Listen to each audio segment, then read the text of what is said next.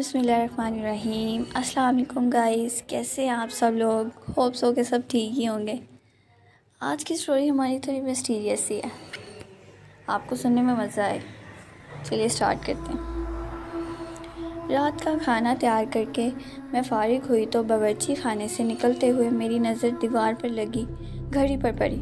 If, اتنی دیر ہو گئی۔ میں نے جلدی سے سامنے صوفے پر پڑی چادر اٹھا کر اوڑھی اور گھر کی چابی پرس میں ڈال کر گھر سے نکل گئی۔ راستے میں ہی مغرب کی اذان شروع ہو چکی تھی۔ بچے کہیں گے آج ماما ہمیں ٹیوشن سے لینا ہی بھول گئی۔ میں سوچتی ہوئی تیز تیز قدموں سے ان کے ٹیوشن سینٹر کی جانب بڑھ گئی۔ ماما آپ نے اتنی دیر لگا دی، 7 سالہ ریحان شکایتی نظروں سے مجھے دیکھتے ہوئے بولا، جبکہ 6 سالہ انا بھی منہ پھلائے چل رہی تھی۔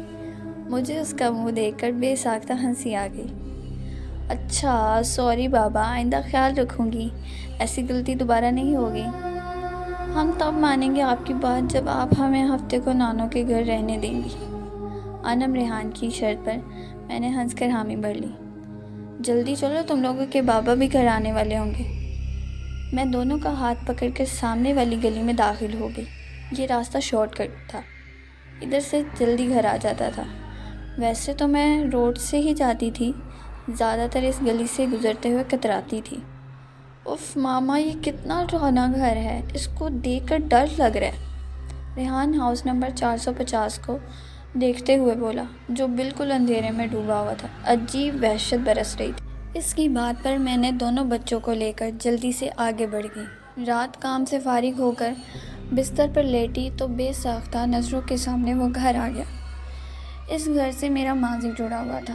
میں آہستہ آہستہ اپنے بیتے ماضی کو سوچنے لگی۔ میرا نام علینا ہے۔ ہم 3 بہنیں اور 1 بھائی ہیں۔ میرے بابا آرمی میں ہوا کرتے تھے، جبکہ اماں سادہ سی گھریلو خاتون تھی۔ میں انٹر میں تھی تو بابا نے اماں کی خواہش پر بڑا گھر لے لیا، کیونکہ جس گھر میں ہم تھے وہ گھر ہمیں کافی چھوٹا پڑ رہا تھا۔ جس دن بابا نے نیا گھر لیا، ہم سب بہن بھائی بہت خوش تھے۔ 2 منزلہ یہ بنگلہ نہایت خوبصورت تھا۔ نیچے والے حصے میں 3 بیڈ روم، بڑا سا ٹی وی لاؤنج اور ڈرائنگ روم اور باورچی خانہ تھا، جبکہ اوپری حصے میں 2 bed room, T V lounge اور ایک اسٹڈی روم تھا۔ چھوٹا سا باغیچہ تھا جس میں نیم اور بیر کے درخت لگے تھے، اور کار پورچ اتنا تھا کہ ایک گاڑی کھڑی ہو جائے۔ میری بڑی بہن مہرین، جو مجھ سے 2 سال بڑی تھی، اور پھر اس سے چھوٹی ثنا، جو 1 سال بڑی تھی، پھر میں تھی، اور سب سے چھوٹا ہمارا بھائی جو اس وقت 7ویں جماعت میں تھا۔ ہم تینوں بہنوں نے اوپر والے بیڈ روم لیے، جبکہ نیچے حارث اماں بابا کے ساتھ رہتا تھا۔ ہم تینوں بہنیں چونکہ کافی ڈرپوک ہیں تو ہم ایک ساتھ ایک بیڈ روم میں سوتی تھیں۔ جس دن ہم شفٹ ہوئے اس دن ہم کافی تھکن ہو گئی تھی۔ رات گئے تک سامان وغیرہ سمیٹ کر فارغ ہوئے۔ باقی کا کام اب کل کر لینا، اب جاؤ تم لوگ بھی سو جاؤ۔ کھانے سے فارغ ہوئے تو امی بولی، تو ہم تینوں بہنیں اوپر آ کر لیٹ گئیں۔ تھکن اس قدر تھی کہ لیٹتے ہی نیند آ گئی۔ ابھی سوئے زیادہ دیر نہیں ہوئی تھی کہ مجھے نیند میں ایسا لگا کہ کوئی باہر دروازہ بجا رہا ہے۔ میں نے اٹھ کر دروازہ کھولا تو سامنے کالی بلی کھڑی تھی، مجھے گھور رہی تھی۔ اس کو دیکھ کر میری بے ساختہ چیخ نکل گئی۔ میری چیخ پر میری بہنیں گھبرا کر اٹھ گئی۔ کیا ہو گیا، سب خیر تو ہے؟ مہرین نے میرے پاس آ کر پوچھا۔ تم بلی سے ڈر گئی؟ اس نے حیرت سے بلی کو دیکھتے ہوئے کہا، اور میں شرمندہ ہو کر واپس بستر پر آ کر لیٹ گئی۔ ہفتے کی رات ہم تینوں بہنیں رات دیر گئے تک جاگ کر باتیں کرتی رہیں۔ یہی کوئی رات کے 2 بجے ہوں گے۔ ہمیں ایسا لگا باہر ٹی وی لاؤنج سے باتوں کی آوازیں آ رہی ہیں۔ اس وقت کون ہو سکتا ہے؟ ہم بولتے ہوئے کمرے کا دروازہ کھول کر جیسے ہی باہر آئے تو ایسا معلوم ہوا جیسے یہ باتوں کی آواز باورچی خانے سے آ رہی تھی۔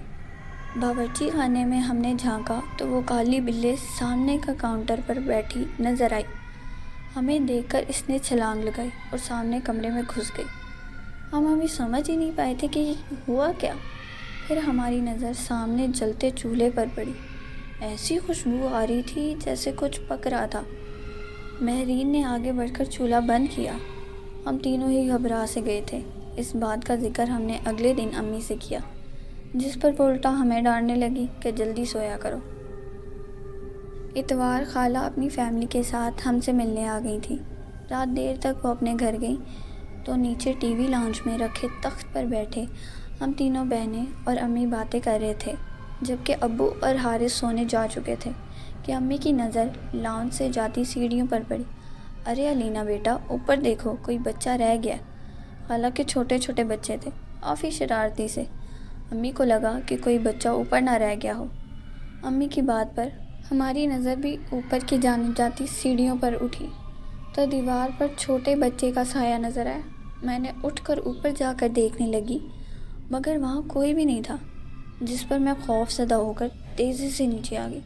جب میں نے امی کو بتایا کہ اوپر تو کوئی بھی نہیں، تو امی بھی چپ سی ہو گئیں۔ ہم سب حیران تھے کہ جب اوپر بچہ نہیں تھا تو وہ سایہ کس کا تھا۔ کچھ دنوں بعد بات آئی گئی ہو گئی۔ ہم سب گھر والوں کو کزن کی شادی میں اسلام آباد جانا تھا۔ 2 ہفتوں بعد ہم واپس جب گھر آئے تو بڑی عجیب حیرت ہوئی۔ پورا گھر شیشے کی مانند چمک رہا تھا، ایسا لگ رہا تھا کہ روز گھر کی صفائی ہوتی رہی ہو۔ ہمیں یہ سب دیکھ کر بڑی حیرانی ہو رہی تھی، بلکہ حارث بولا، ایسا لگتا ہے روز کام والی آ کر کام کر کے جاتی تھی۔